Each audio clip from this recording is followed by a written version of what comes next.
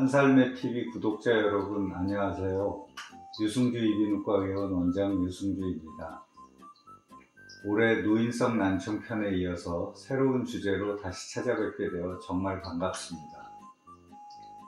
위드 코로나를 통해 일상생활로의 복귀를 위한 모두의 노력으로 힘들었던 순간들이 나아지기를 기대해 봅니다.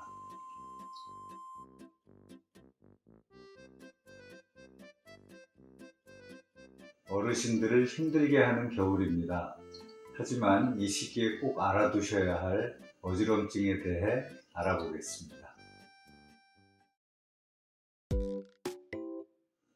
어지럼증은 자신이나 주위 사물이 정지해 있음에도 불구하고 움직이는 듯한 느낌을 받는 모든 증상을 통칭하는 용어입니다.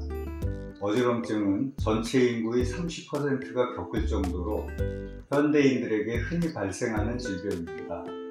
하지만 어지럼증을 빈혈로 오해해 자가치료하다가 병을 더 키우는 사례가 적지 않습니다.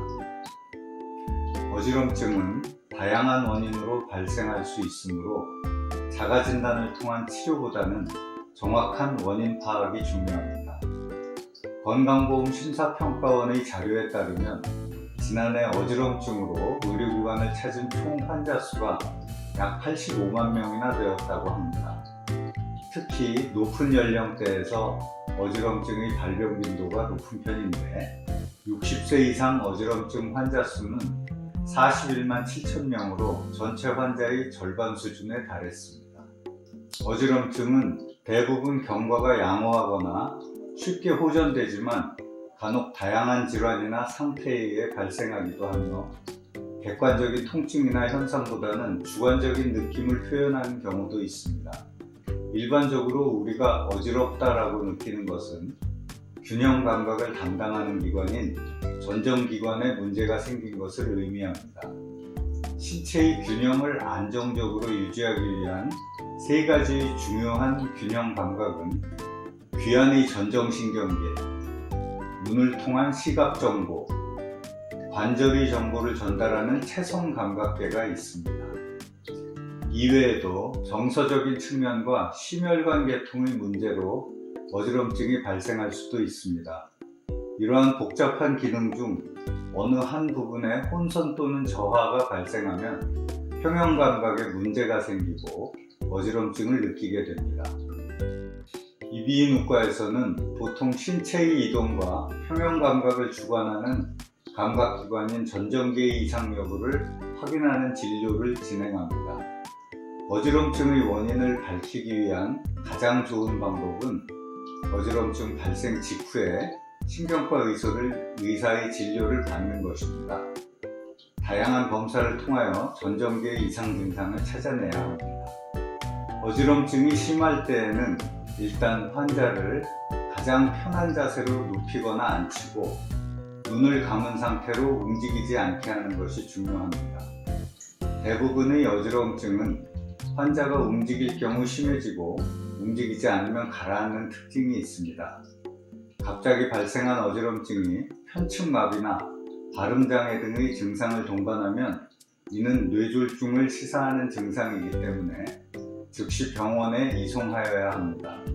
그러나 1, 2분 정도 움직이지 않고 있다가 어지럼증이 없어진다면 응급실에 방문할 필요는 없습니다만 노인의 경우 새롭게 발생한 어지럼증이라면 원인을 감별하기 위해 전문의 진료를 받을 필요가 있습니다.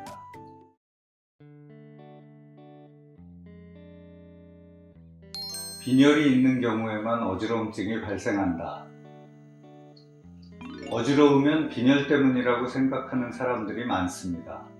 별다른 진료를 받지 않고 바로 철분제를 복용하는 경우가 흔한데 어지럼증의 원인은 다양하기 때문에 전문의 진료를 받는 것이 가장 좋습니다.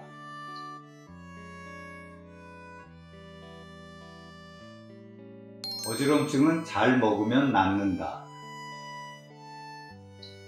영양분이 부족하면 어지럼증을 느낄 수도 있으나 대부분의 어지럼증은 영양분의 부족으로 인해서 일어나는 것이 아닙니다. 어지럽다 해서 음식을 많이 섭취하면 추위 진료에 방해가 될 수 있기 때문에 조심해야 합니다.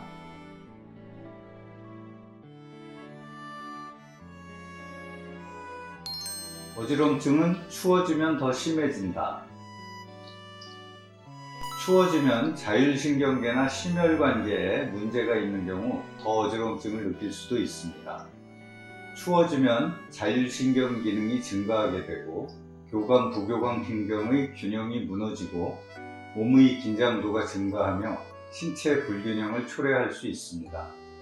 일교차가 심할 때에는 심뇌혈관 질환이 증가하기 때문에 어지럼증이 증가한다고 볼 수 있습니다.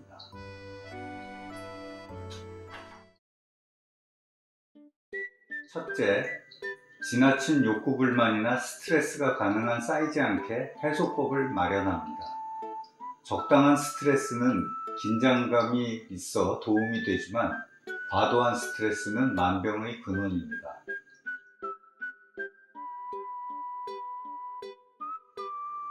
둘째, 지나친 다이어트, 폭음, 폭식 및 불규칙한 식사 습관을 피해야 합니다. 규칙적인 식습관만큼 몸을 건강하게 하는 방법이 또 없습니다.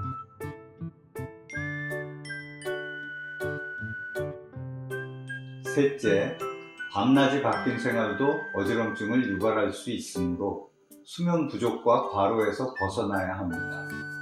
가급적 충분한 수면 시간을 가질 수 있도록 일부러라도 노력해야 합니다.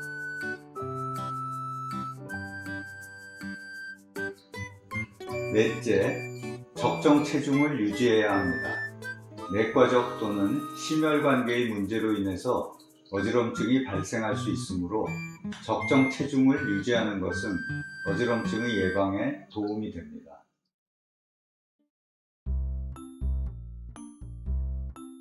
대부분의 어지럼증은 감정적인 원인이 크다.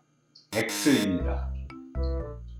감정이나 기분에 의해 느껴지는 불편함을 어지럽다고 표현하기도 하지만 신체기관의 이상으로 인해 발생하는 어지럼증은 감정적인 원인과는 관련이 별로 없습니다.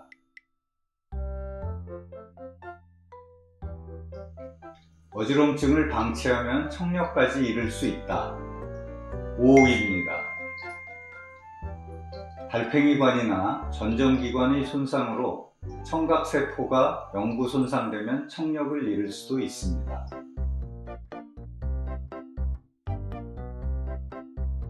어지럼증은 하루 이틀 푹 쉬면 낫는다. 세모입니다. 과로나 스트레스 등으로 인한 어지러움증을 느끼게 되는 경우 피로회복을 통해 호전되기도 합니다. 다만 어지럼증과 함께 속이 메스꺼리는 현상 등이 동반된다면 즉시 이비인후과의 진료를 받아보셔야 합니다. 혹시라도 틀리신 분들은 영상을 다시 한번 보시면서 어지럼증에 대해서 한 번 더 꼼꼼히 알아보시면 좋을 것 같습니다.